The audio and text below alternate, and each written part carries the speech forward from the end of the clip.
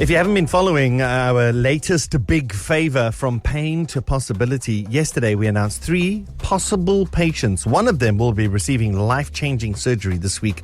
It's all part of Mandela Day. And yesterday we did a quick chat with each of them. We didn't get too deep into it, but we just found out exactly what they needed and what was wrong all these years that they struggled with. And I think I have many more questions. I think we all do here in this room. So let's say good morning again to Dawn Nell from Port Shepstone. Good morning, Dawn. Hey, Dawn. Good morning, everyone. Hi. Are you feeling a bit better today? Not really. Are you nervous, Dawn? Extremely. Oh, you mustn't be nervous. You've entered, obviously, for the big favor. You need a knee replacement. You spoke to us about it already, and you've been waiting 5 years for this. I want to know emotionally what that journey has been like, because it's a long, long time to have an injury for 5 years. I mean, it's really been a while. So what has that been like for you?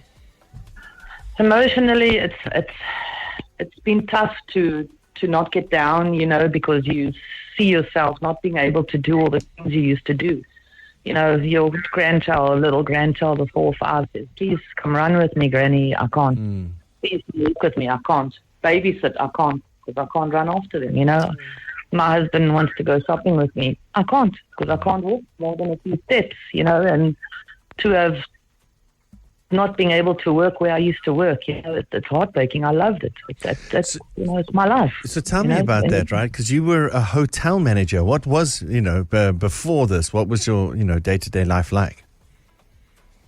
I loved every minute of it. It was, you just have to check on staff. You go up and down the steps, greet guests and check on all sorts of things, You meet people from all over the world. It was the most amazing job I've ever had. And I worked there for 10 years. I was part of the family. It was just amazing. I just loved it. And when I just couldn't anymore, it was very hard for me to just say goodbye, to a life that I for sure. lived and loved. It's just...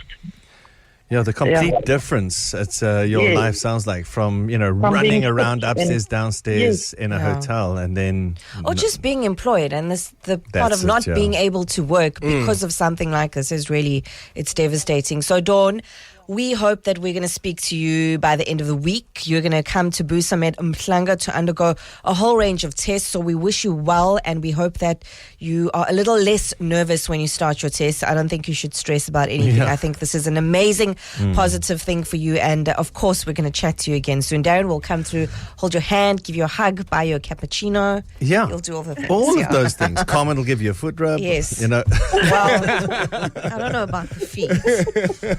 All right, Dawn. So, listen, this is making life even harder for us because now we meet Dawn. Now we know Dawn intimately. We need to speak to our other 2 patients as well. We're doing all of this while we wait for the board to decide, okay, which one of the 3 is going to be selected. But now we're getting to know all 3. And it's an impossible decision for us. Thank goodness there's a board that makes that decision. But yeah. And then at the end of this, there will be one life-changing surgery ahead of Mandela Day. So we like Dawn. We love you, Dawn. Of course. And we have 2 others. Let's say good morning to Mussabiaha.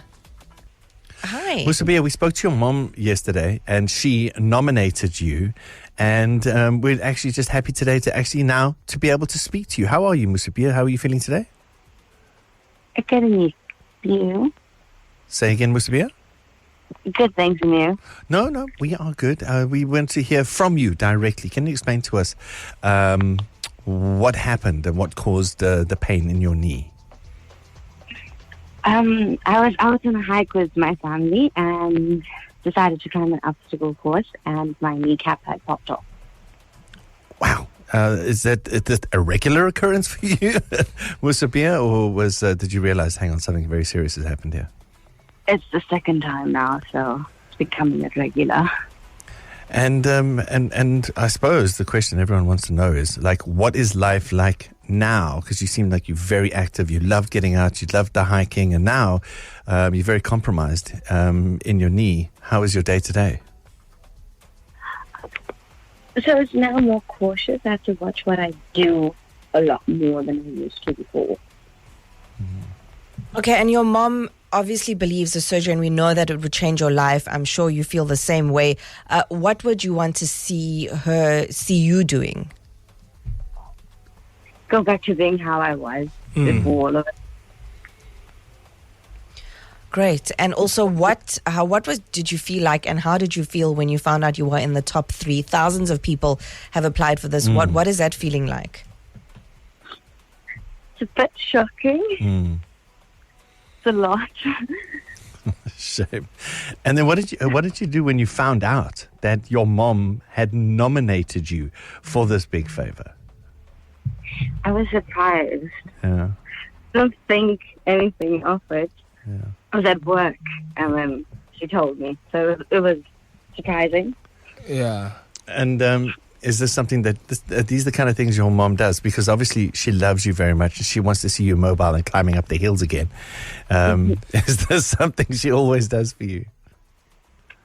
It's just, well, entering me in a competition is the first time she's done it. But she loves to enter competitions.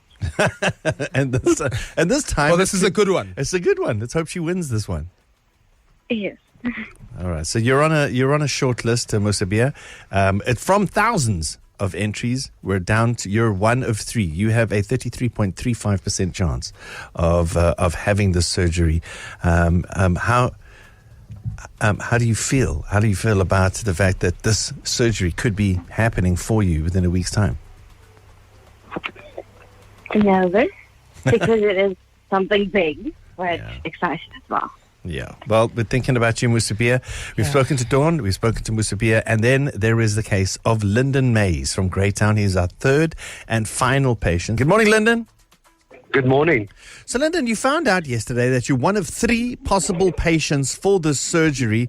How did it feel receiving that good news that out of thousands of people, you're in the 3?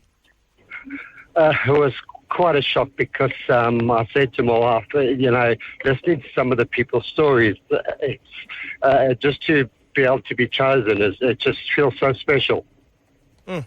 And Linden, I must say, my brother Uguti, it's quite a personal condition to talk about, so thank you for doing that. Do you want to ask, though, why haven't you tried to get help, or have you tried to get help before? No, I haven't, because I don't have medical aid, and I actually work for myself. So in order for me to go to the hospital or anything, I've got to give up an entire day. And I've heard of a lot of people that, they on waiting lists for years and nothing ever happens. Yeah. And I don't have the means to be able to do it myself. Linden, you also, you have your own medical challenges, but you have a mother-in-law that you take care of that is also ill. Can you share more about that with us? Well, she's being diagnosed with stage 4 cancer, and she's going for treatment at the moment, and we just hoping and praying that things will improve for her, and that she'll get through it. Well, then we're going to see what we can do for you, and obviously a fitter, healthier, more, less medically challenged Linden will obviously be able to support the rest of his family. So, Linden Mays from Greytown, you are coming to Mhlanga next week, where you will go through a number of tests and procedures, and we really hope that you are one of the 3 that is picked for this life-changing surgery.